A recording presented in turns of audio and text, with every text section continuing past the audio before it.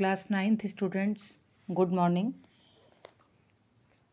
हम लोग चैप्टर पढ़ रहे थे स्वर्ग बना सकते हैं, वो कंप्लीट हो गया था। अब उसमें वर्कबुक में क्वेश्चन आंसर देखिएगा, पेज नंबर 124, जहाँ पर है अवतरणों पर आधारित प्रश्न। धर्मराज यह भूमि किसी की नहीं कृत है दासी, है जन्मना समान परस्पर इसके सभी निवासी। सबको मुक्त प्रकाश चाहिए, सबको मुक्त समीरण, बाधा रहित विकास मुक्त आशंकाओं से जीवन। तो ये अवतरण है आपका और इससे रिलेटेड क्वेश्चन है कि कौन किसे उपदेश दे रहा है, वक्ता ने उसे धर्मराज क्यों कहा है, उसने भूमि और भूमि पर बसने वाले मनुष्यों के संबंध में क्या कहा है। तो इसमें 3 पार्ट में क्वेश्चन है कि कौन किसे उपदेश दे रहा है। तो इसके आंसर में आप लिखेंगे कि प्रस्तुत अंश में भीष्म पितामह धर्मराज युधिष्ठिर को उपदेश दे रहे हैं। फिर है कि वक्ता ने उसे धर्मराज क्यों कहा है। वक्ता ने धर्मराज इसलिए कहा है क्योंकि युधिष्ठिर धर्म के रास्ते पर चलने वाले थे, इसलिए उनका एक नाम धर्मराज भी है। उसने भूमि और भूमि पर बसने वाले मनुष्यों के संबंध में क्या कहा। उन्होंने उपदेश देते हुए ये कहा कि यह भूमि किसी की खरीदी हुई दासी नहीं है और इस पर सबका समान रूप से अधिकार है। और दूसरी चीज़ ये कि यहाँ उन्होंने दिनकर जी ने ये बताया है,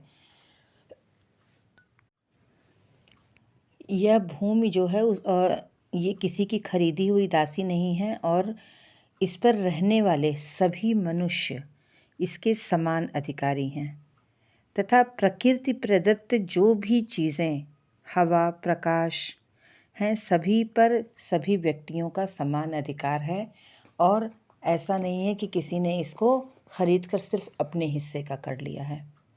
फिर नेक्स्ट क्वेश्चन देखिए कि उपर्युक्त पंक्तियों में भूमि के संबंध में क्या कहा गया है और क्यों। यहाँ पे भी देखिए वही उसी क्वेश्चन को रिपीट किया गया है कि भूमि के संबंध में यही कहा गया है कि इस पर सभी निवासियों का समान अधिकार है और यह किसी की खरीदी हुई दासी नहीं है। फिर है क्वेश्चन की क्यों से तात्पर्य है कि प्रकृति हमको जो है ईश्वर प्रदत्त है, मतलब भगवान ने हमको ये प्रकृति जो प्रकृति के माध्यम से चीज़ें दी हैं, ये इस पर किसी एक का अधिकार नहीं है, बल्कि इस पृथ्वी पर जन्म लेने वाले सभी व्यक्ति इसके समान अधिकारी हैं। नेक्स्ट क्वेश्चन है कि कवि के अनुसार मानवता के विकास के लिए क्या क्या आवश्यक है।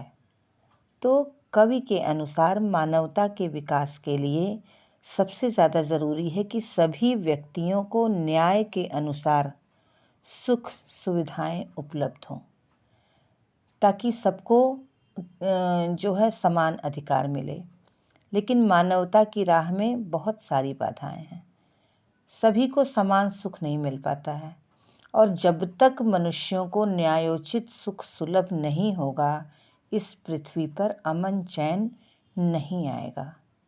तो इसलिए यहाँ पर कवि ने मानवता के विकास के लिए सबसे बड़ी चीज़ ये बताई है कि सभी को न्यायोचित अधिकार मिले। न्यायोचित अधिकार से मतलब इस पर सभी को सभी का अधिकार मिल जाए और इसका उपभोग सभी लोग मिल बांट कर करें। इसके बाद है कि उपर्युक्त पंक्तियों द्वारा कवि क्या संदेश दे रहे हैं। तो इसमें आप कहेंगे कि इस कविता के माध्यम से इसके माध्यम से यहाँ पर ये कवि ये संदेश दे रहे हैं कि यदि हम प्रकृति द्वारा प्रदत्त वस्तुओं तथा निःशुल्क उपहारों का उपभोग मिल बांट कर करें तो इस पृथ्वी को स्वर्ग बना सकते हैं। मतलब इसका मुख्य कवि का कहने का मतलब यही था कि यहाँ पर सभी लोग इस पृथ्वी पर के, इस प्रकृति के समान अधिकारी हैं और इस पर सभी का अधिकार है। लेकिन मनुष्य के राह में जो बाधाएं हैं, राह में बाधाएं क्या है? स्वार्थ है। सभी लोग अपने अपने स्वार्थ सिद्धि में लगे हुए हैं। लेकिन अगर इस पृथ्वी को स्वर्ग की तरह बनाना है तो सभी लोग अपने स्वार्थ को छोड़कर वसुधैव कुटुंबकम का भाव अपनाएं, तभी ये पृथ्वी स्वर्ग के समान बन सकती है। तो बच्चों, ये जो है इन क्वेश्चंस का आंसर आप अपनी वर्कबुक में लिख लीजिएगा।